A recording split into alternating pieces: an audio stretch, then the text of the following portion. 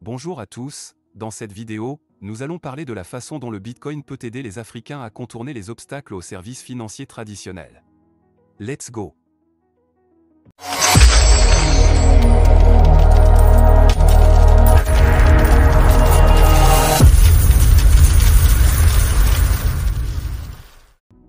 Dans de nombreuses régions d'Afrique, les systèmes financiers traditionnels sont insuffisants, ce qui rend difficile pour les gens d'accéder aux services bancaires et de transfert d'argent.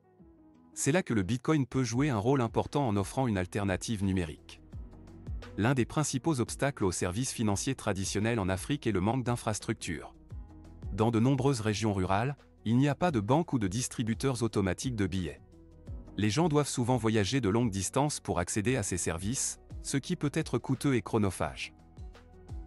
Un autre obstacle est la bureaucratie excessive et les réglementations strictes.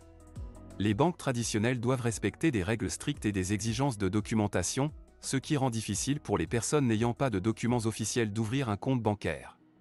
Cela exclut de nombreuses personnes qui ont besoin de services financiers. Le Bitcoin offre une alternative numérique qui peut aider à contourner ces obstacles. Tout d'abord, le Bitcoin ne nécessite pas d'infrastructure bancaire traditionnelle pour fonctionner. Tout ce dont vous avez besoin est un téléphone portable ou un ordinateur avec une connexion Internet pour envoyer et recevoir des bitcoins.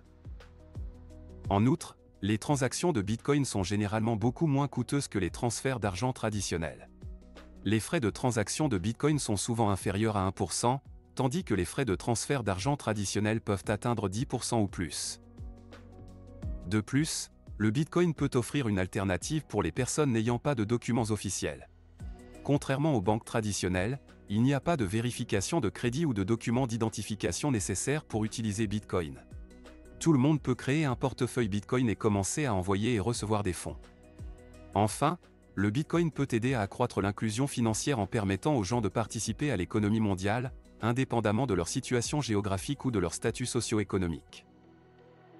Cependant, il convient de noter que le Bitcoin présente également des défis et des limitations en tant qu'alternative aux services financiers traditionnels.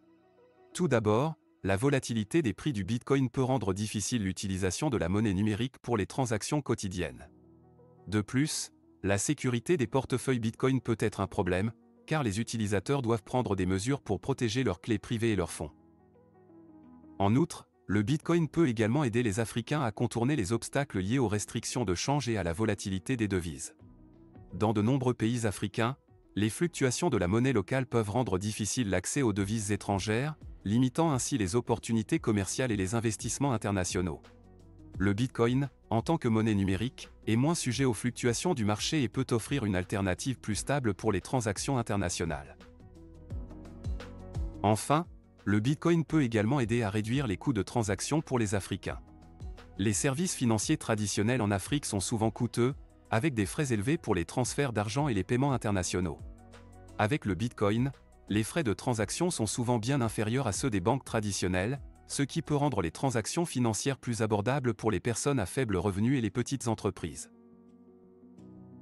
En conclusion, le Bitcoin offre de nombreuses possibilités pour les Africains de contourner les obstacles aux services financiers traditionnels. Il peut aider à réduire la dépendance à l'égard des banques traditionnelles et des gouvernements, offrir une alternative stable aux devises locales volatiles, et réduire les coûts de transaction pour les personnes à faible revenu et les petites entreprises. Cependant, il est important de noter que le Bitcoin n'est pas sans risque, et que les utilisateurs doivent être conscients des défis liés à la sécurité et à la réglementation. Merci d'avoir regardé cette vidéo, n'oubliez pas de vous abonner si ce n'est pas déjà fait, et n'hésitez pas à nous poser vos questions dans les commentaires. À bientôt.